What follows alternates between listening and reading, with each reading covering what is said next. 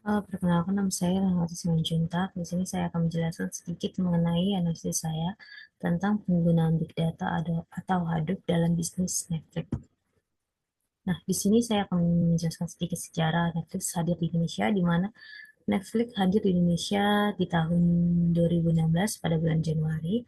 Namun saat itu Telkom memutuskan memblokir Netflix dikarenakan Netflix belum memiliki izin. Dan setelah 4 tahun kemudian, pada tanggal 7 Juli 2020, pihak Telkom kemudian membuka kembali layanan Netflix dengan syarat-syarat yang ditentukan sebagai berikut.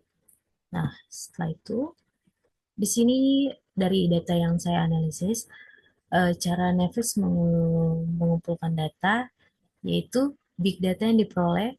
Netflix mengumpulkan data dalam jumlah besar terkait perilaku pelanggan, termasuk apa yang mereka tonton, kapan mereka menontonnya, seberapa lama mereka menonton, preferensi, genre, rating yang diberikan, dan banyak lagi. Nah, dalam teknologi Hadoop-nya, cara pengumpulan datanya, Netflix menggunakan Hadoop untuk menyimpan dan memproses data ini secara efisien, di mana Hadoop memungkinkan mereka untuk mengelola dan menganalisis terabit hingga petabyte data dengan biaya yang relatif rendah. Nah, di sini ada rekomendasi konten atau content recommendation, di mana dalam analisis big datanya, Netflix menggunakan algoritma berbasis analisis data besar untuk memberikan rekomendasi yang dipersonalisasi kepada penggunanya. Algoritma seperti collaboration filtering menganalisis perilaku pengguna lain yang mirip, sementara content-based filtering memiliki fitur dari konten yang telah ditonton sebelumnya. Nah, di sini ada keberhasilan aplikasi Hadoop dalam merekomendasi konten, yaitu pengguna teknologi Big Data ini memungkinkan Netflix untuk menawarkan pengalaman menonton yang sangat personalisasi yang mendorong retensi pelanggan dan rekomendasi yang relevan membuat pengguna merasa lebih puas, meningkatkan waktu tonton mereka, dan mengurangi churn atau penghentian pelanggan. Nah, di sini ada pengoptimalan produksi dan penentuan konten, di mana analisis data untuk produksi konten. Selain data perilaku pengguna, Netflix juga menggunakan analitik untuk menentukan jenis konten yang akan diproduksi atau dibeli. Dan mereka juga menganalisis tren atau preferensi pengguna berdasarkan data untuk memutuskan apakah yang mereka produksi serial atau film baru. Dan ini ada contoh keberhasilannya, yaitu kepuasan untuk memproduksi serial populer seperti House of Cards atau Stranger Things diambil setelah menganalisis data yang mengungkapkan preferensi penonton.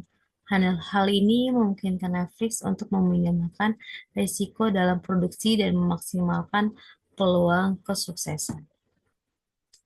Di sini ada optimalisasi pengalaman pengguna, di mana big data dalam pengalaman pengguna, data yang dikumpulkan juga digunakan untuk meningkatkan pengalaman pengguna. Misalnya, Netflix dapat menyesuaikan kualitas video berdasarkan kecepatan internet pengguna dan menggunakan data untuk meminimalkan waktu buffering.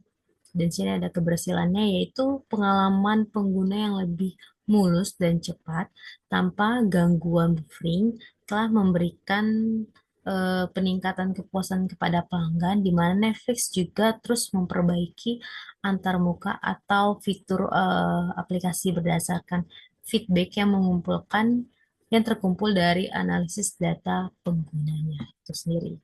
Dan di sini ada analisis keberhasilan Netflix dengan big data dan Hadoop, di mana sini ada 3 poin yang saya ambil, yaitu pertama ada efisiensi operasional, di mana dengan Hadoop dan teknologi terkait, Netflix mampu memproses data besar secara efisien, mengurangi biaya infrastruktur, dan meningkatkan efisiensi operasional. Yang kedua, di mana di sini ada personalisasi yang tinggi. Salah satu kunci keberhasilan Netflix adalah kemampuannya untuk memberikan rekomendasi konten yang sangat personalisasi, meningkatkan manajemen dan mengurangi churn. Dan di poin yang ketiga itu ada pengambilan keputusan berbasis data. Dengan menggunakan data untuk menentukan konten yang diproduksi, harga langganan, dan pengalaman pengguna, Netflix dapat membuat keputusan bisnis yang lebih informasional dan terarah. Dan salah dan cukup sekian presentasi yang saya berikan. Jika ada kata-kata yang kurang berkenan atau salah, saya mohon maaf. Terima kasih.